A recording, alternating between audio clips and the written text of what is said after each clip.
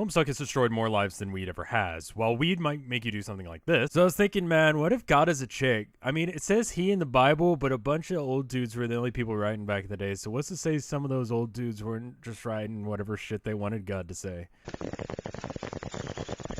I mean, he or she, man, don't forget God could totally be a she. She totally made God, man, fallible. Some old dudes could totally done that. But she didn't make the devil have free will. So what if Satan's just God's best disciple and is just doing his job, man? What if, man? I mean, why did God make the devil so much stronger than a man if she didn't intend for his influence to change what we think, man? I'm just saying, maybe what we think is just because the devil... It's a boy! Dude, what? No, man, we already went over this. She's a she. Homestuck will make you do this. Hey, baby, let me tell you about Homestuck. Trust me when I say that joke look a lot better in my script. The point is that you can be a somewhat functional human being while high, though Homestuck makes basic tasks almost impossible. People have complained in the past that I make these videos without looking at the source content at all, and I'm an asshole who's just shitting on things that other people like without giving it a fair chance. True. Although I'm not going to rag on Homestuck this entire time, because much like everything else in this series, I haven't really experienced it much firsthand. I loved MS Paint Adventures partly because I love stupid comedy and noir fiction, and because I got into it right when Andrew Hussie started it. I loved the interactivity with his fan base, and I loved the tangential spins that it would go on. Makes sense, however, that at both the end of the MS Paint Adventures and the entirety of Homestuck, he would take full control over the comic, allowing him to have full creative control over what he felt like was the best idea for the story. I heard about Homestuck the way most people have, through a friend telling me it existed, and then the internet shitting out 1,000 things for me to sift through, like I'm Indiana Jones on the way to get to the Golden Idol at the end. I read all the way up to about the end of Act 1 or so, and it was at that point I started asking, how far behind am I in this? I should be getting close to the end, right? And then I stumbled across this GIF set. Yes, I pronounce it GIF, fuck you. That explained that it was over 500,000 words long, which is 60,000 words less than Atlas Shrugged, which, by the way, if you're watching Ayn Rand, which I know you aren't because you're dead, thank fucking God.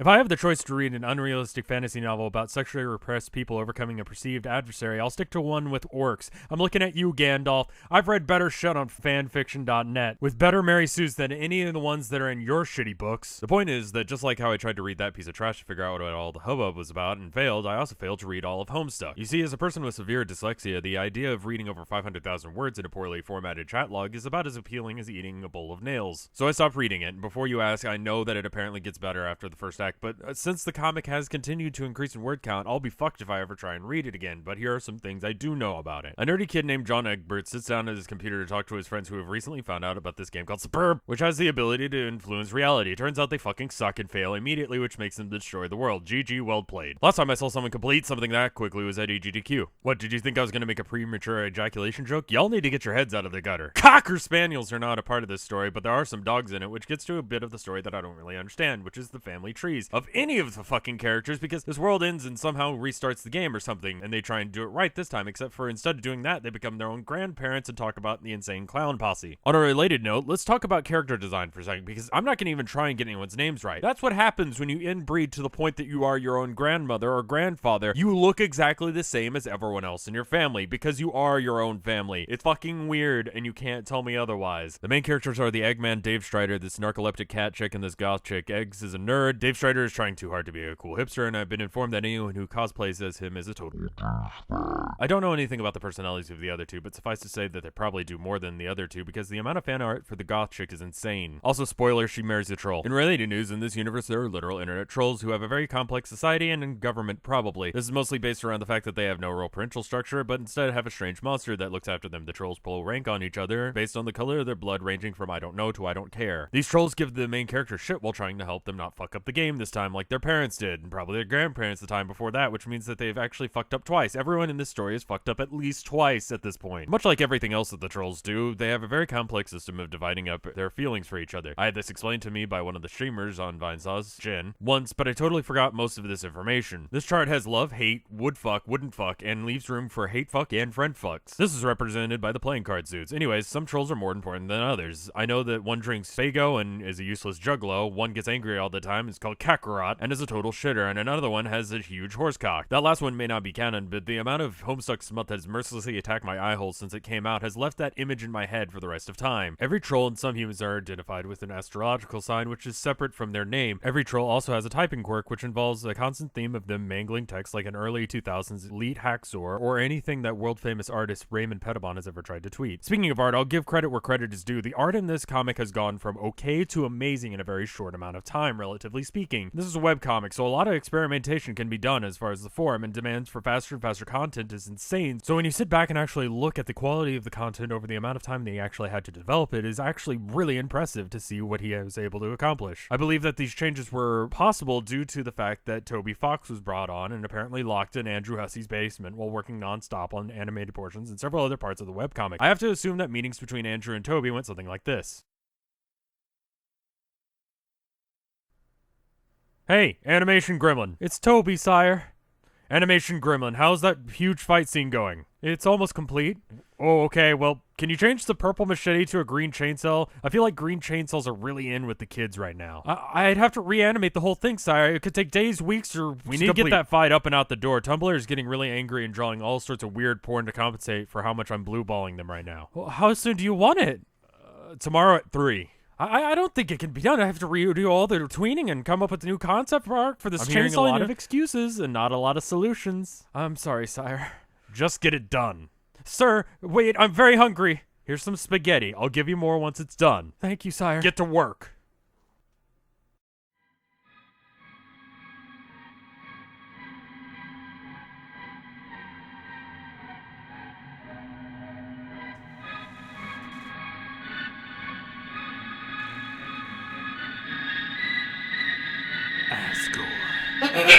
I want to take a moment to point out the brilliance of Andrew Hussie knows exactly how he can get his audience to want more and more of his content. First, he announced that all fan trolls are canon, because why not? And then he decided to take that one step further during the Kickstarter of his Homestuck game that he promised to have 2 lucky backers who paid $10,000 each or more to have their troll character in the comic, which he kept his word on, and then within 2 panels destroyed them via a large explosion. Well played, Mr. Hussie. I bow down to your master-level tomfuckery. Speaking of, the game is probably one of the things that I know the most about. This is primarily because one of my most popular videos, King's Quit, which has all the audio files broken to the point of hilarious results, so when the new King's Quest game came out by the developers of The Odd Gentleman, I was sent tons and tons of messages on Tumblr and email about their shading dealings. Now, take this with a grain of salt because I don't know the full situation, nor do I know very much about video game development, but they are originally the devs of Hiveswap, which was the Homestuck game, but shit went south somehow. Whether this was from poor budgeting or underfunding is hard to say, but the entire blame for the lack of the Homestuck game up until this point has been completely thrust upon The Odd Gentleman, and claims of them taking the money and running with it swirled endlessly on Tumblr, which has now ended up in my inbox with several people asking me not to play the game because they, quote, took the money from Hiveswap and made a King's Quest game instead, which isn't the reason that I decided not to stream it. Actually, it's because I realized I would actually have to play the game and it wouldn't end up being a clusterfuck of audio like this. He sees none.